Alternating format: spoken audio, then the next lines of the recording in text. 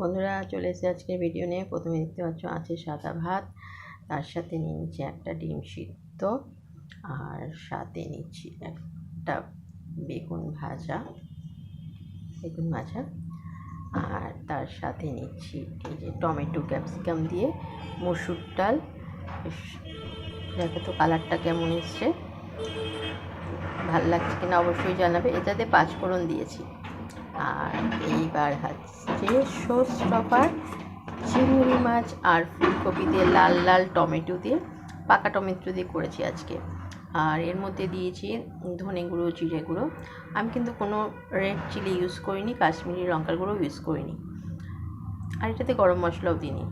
শুধু ধনে গুঁড়ো, জিরে গুঁড়ো, হলুদ, লাল পাকা টমেটো, ফুলকপিটা একটু ভেজে ভেজে নিয়েছিলাম, আর চিংড়ি মাছ দিয়ে কষা কষা এরকম লাল লাল ঝোল।